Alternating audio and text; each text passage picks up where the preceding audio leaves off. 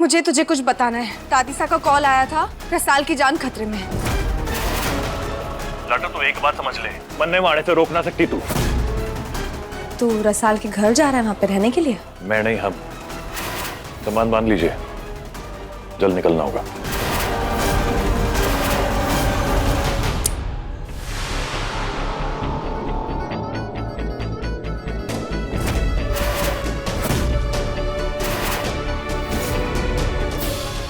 दादी साहब, मैंने आपसे मना किया था ना, फिर क्यों आपने बता दिया भाई साहब को? थारे सज्जू कुछ भी हो रहा है ना, वो हमारे से सहन नहीं होता। देख, थारे को थारे भाई सा की जरूरत है। फिर थारे भाई सा यहाँ होंगे ना तो कम से कम ये लोमड़ी चकोरी। आप जानती है ना, भाई साहब मेरे लिए कुछ भी कर सकते हैं, कहीं कुछ बड़ा ना हो जाए। यही तो बहुत बढ़िया बात है। इन भेड़ियों के सामने तारे को एक शेर की जरूरत है जो थारी रक्षा कर सके। अगर तारा भाई सा यहाँ आ गया ना तो वो थारी रक्षा करेगा, और कम से कम इन भेड़ियों का जुल्म तो तारे पे कम होगा। और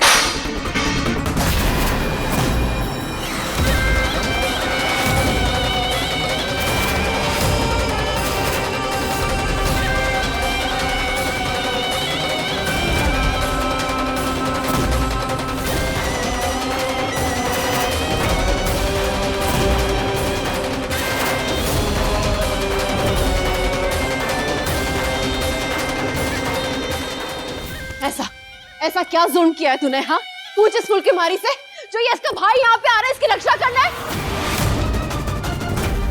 कहा था ना मैंने तुझे, बहू नहीं बेटी है। तो क्या जुल्म किया तूने? बोल। हाँ, क्या जुल्म किया तूने? उसे मारा, पीटा, दर्द दिया तूने? बोल, वरना तेरी चमड़ी हो गया।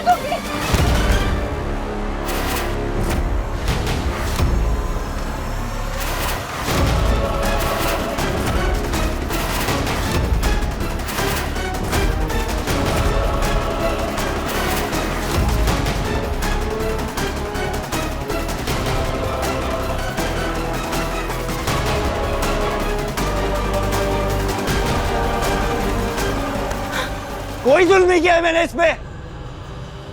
बता रसाल। इसने अपने भाई का ऐसा क्या कान भरा है कि वो हुंकारे भरता यहाँ इसकी रक्षा करने आ रहा है? अरे पूछना। बस, बहुत हो गया थारा हंगामा। मुंह सुइसो, पेट कुइसो, शिवा को कोई बात नहीं बताई। थारे बारे में कुछ नहीं बताया उसने। जो भी बताया ना शिवा को, वो मैंने बताया है।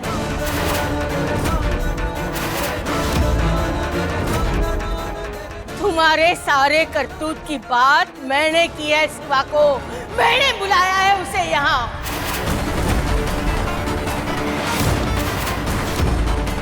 आपसे तो मैं बाद में निपटती हूँ अम्मा जी, पहले इसकी खबर तो ले लूं। पूछ अपनी पत्नी से, इसे यहाँ क्या दिक्कत है जो उसका भाई यहाँ पे आ रहा है? पूछ। अरे पूछता क्यों नहीं है सवाल?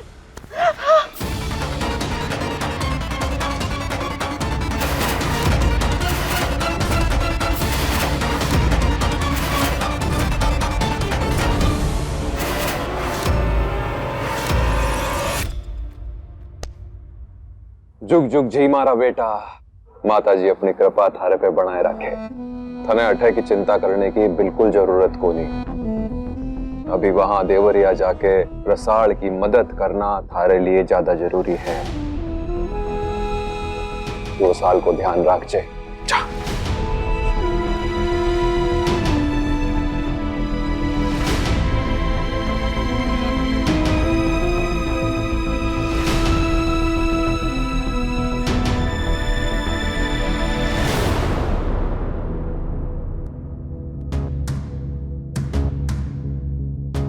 कणक, आपका सामान कटे है। मैंने आपसे कहा था ना कि हमने देवरिया निकलना है। शिवा, तेरी बहन के ससुराल में जो परेशानियां थी उसके बारे में तुझे बताना मेरा फर्ज था, पर मेरा तेरे साथ जाना या ना जाना ये मेरी मर्जी है। और मेरी मर्जी ये है कि मैं अपना घर छोड़ के कहीं नहीं जाऊंगी। कड़क शादी के बाद एक पति का घर ही उसकी पत्नी का घर हो गए। कह दिया ना, नहीं जाऊंगी मतलब नहीं जाऊंगी। चकोरी मासा ने हमारे परिवार के खिलाफ कई साल पहले एक जंग छेड़ी थी। उस अधूरी जंग को खत्म करने के लिए मुझे वहां जाना तो होगा, लेकिन मन ने यह बात अच्छी तरह पता है कि एक पति का धर्म होवे है अपनी पत्नी के मान की रक्षा करना। इसलिए मैं आपसे यह वादा करता हूं कि वहां उस घर में कोई भी आपके मान को बिल्कुल ठेस ना पहुंचा पाएगा। तुझे समझ में नहीं आ रहा शिवा? कनक नहीं जाना चाहती तो क्यों जबरदस्ती कर रहा है? बड़े साहब जी, मैंने आज तक आपकी किसी भी बात को टाला ना है। जो आप कहेंगे तो मैं अकेले चला जाऊंगा, पर हमारा मानना यह है कि कड़क ने एक न एक दिन अपने ससुराल जाना ही है, और वो घड़ी अब आ चुकी है। बाकी जैसा आप बोले। शिवराज, बड़े साहब ना, ससुर जी। और मैं थारी बात से पूरी तरह से सहमत हूं शिवा। शादी के बाद एक छोरी का असली घर उसका मायका ना, उसका ससुराल हो गए है। जाना तो पड़ेगा। बाबा साहब, आप इसके कहने पे मुझे वहां उस नरक में भेजने के लिए तैयार हैं? कड़क, मैंने कह दिया ना, मैं तेरे साथ नहीं जाऊंगी। जो हमारी आंखों के सामने हमारी छोरी की दुर्दशा करने से नहीं डरता, वो यहाँ से ले जाकर पता नहीं उसके साथ क्या क्या व्यवहार करेगा। किस भरोसे पर अपनी बेटी को तेरे साथ भेज दूंगा? पूर्णिमा जी, मैंने पूरा विश्वास है कि शिवराज एक बींद की जिम्मेदारी को पूरी तरह से समझता है और उस जिम्मेदारी को उठाने की ताकत भी रखता है। ये हमारी छोरी के साथ कुछ गलत ना होने देगा, है ना शिवराज? जी बाबा साहब, मैं आपका सामान बांध देता हूँ। मैं तेरी ये जबरदस्ती बिल्कुल नहीं चलने दूंगी।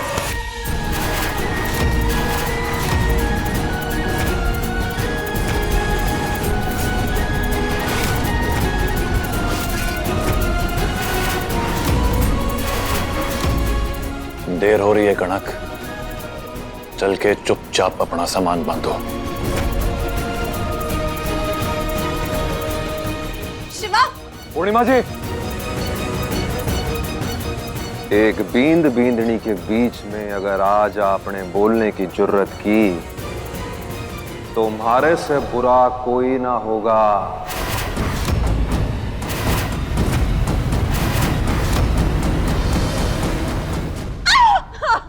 समर, मेरा हाथ छोड़िए, मुझे दर्द हो रहा है।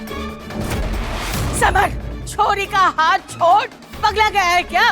मैं कहती हूँ कि हाथ छोड़ उसका। नहीं छोड़ूंगा जब तक ये नहीं बताएगी कि इसका भाई यहाँ क्यों आ रहा है। बता रसाल, बता। छोड़िए, मैंने अपने भाई साहब को यहाँ नहीं बुलाया। मुझे नहीं पता मेरे भाई साहब को कौन सी बात चुभी जो उन्हें यहाँ आना पड़ रहा है। उल्टा मैं तो नहीं चाहती कि वो यहाँ आए, लेकिन आपको और चकोरी मासा को ऐसी क्या परेशानी है? किस बात का डर है आप दोनों को?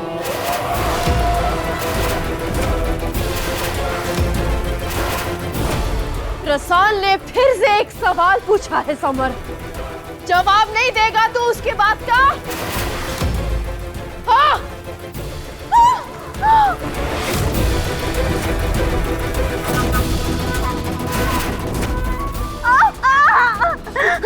छोड़िए मुझे।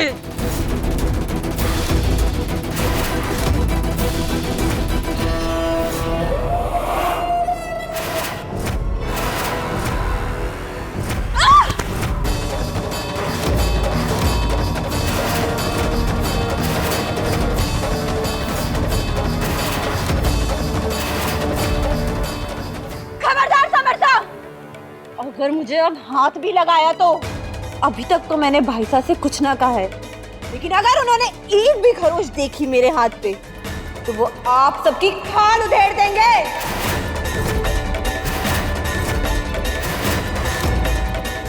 जिंदा गाड़ देंगे आप दोनों को।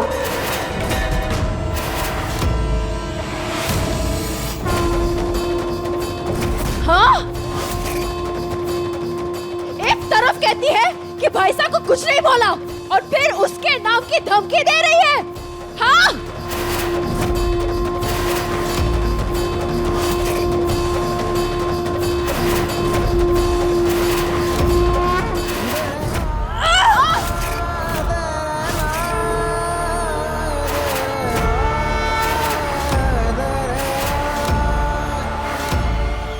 मत चकोरी मासा, मैं वही बचपन वाली तीखी मिर्ची हूँ जो आपकी रास्तियों का जवाब देना अच्छे से जानती हूँ।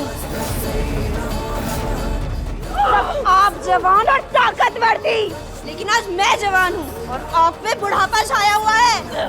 और मैंने सुना है बुढ़ापे में हड्डियाँ जुड़ाना बड़ा मुश्किल होता है।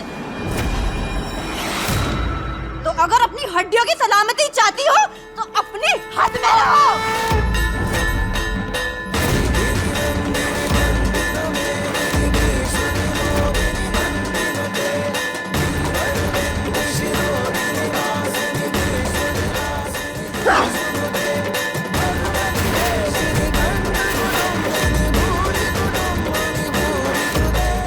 बात करें।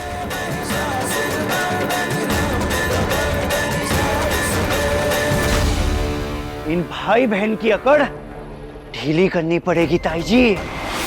आज आ रहा है ना शिवराज, उसके स्वागत का इंतजाम कर। उसे भी याद रहेगा किस तरह से उसका स्वागत किया गया था।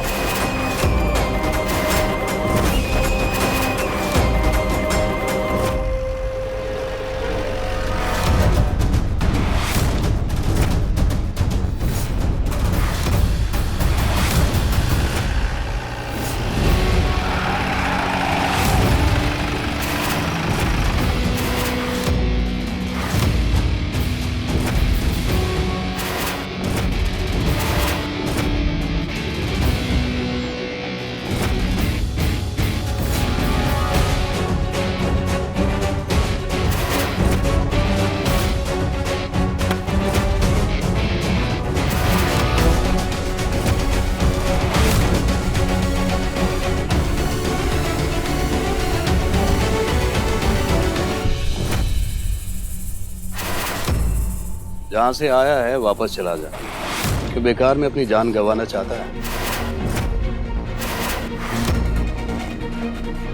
जान की परवाह ना है तुझे? बहुत हंसी छूट रही है। हंसी तो छुट्टेगी ना। तुम बेचारों को अंता चबेड़ा है कि किस तूफान का रास्ता रोक के खड़े हो आज तुम।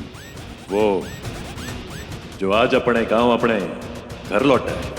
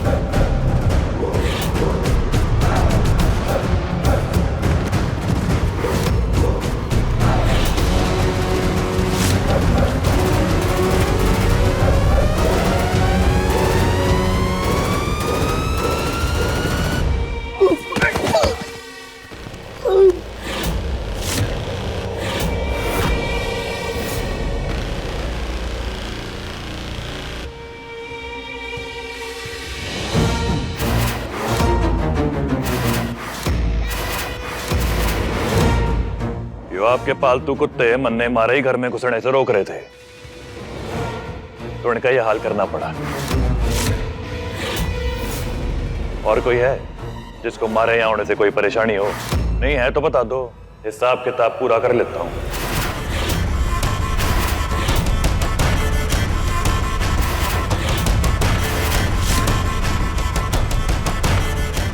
तो तेरे इस हवेली में आने से हमें खुश होना चाहिए।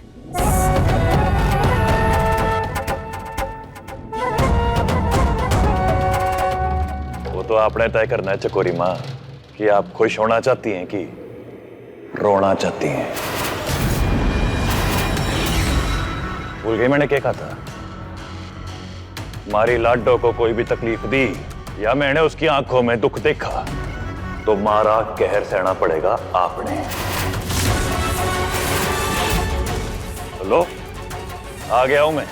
अब अपनी लाडो के साथ साया बन के रहूंगा और आप दोनों के सर पे मंडराऊंगा। और यो करने से आप मन ने बिल्कुल रोक ना पाएंगी।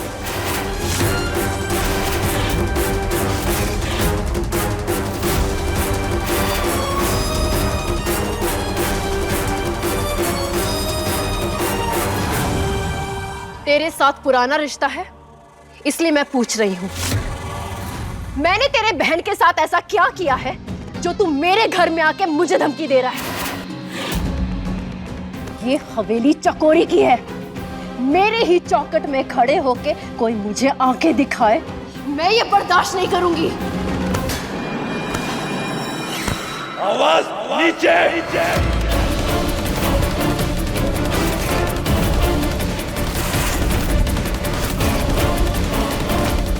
क्योंकि जो मैंने दहाड़ना शुरू कर दिया ना,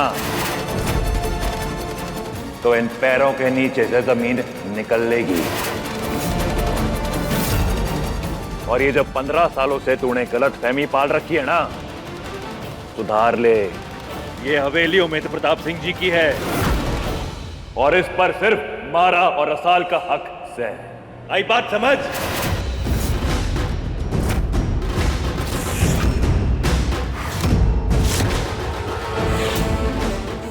तेरी दहाड़ और तेरा कद से ऊंचा कानून है। कानूनन मैं सरपंच सा की विधवा हूं और इस घर में उनके जाने के बाद जो भी चीजें हैं ना, उन सब पे मेरा मालिकाना हक है।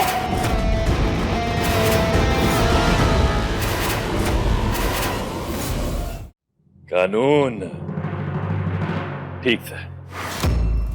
तो अब मैं आपसे कानून की भाषा में ही बात करता हूं।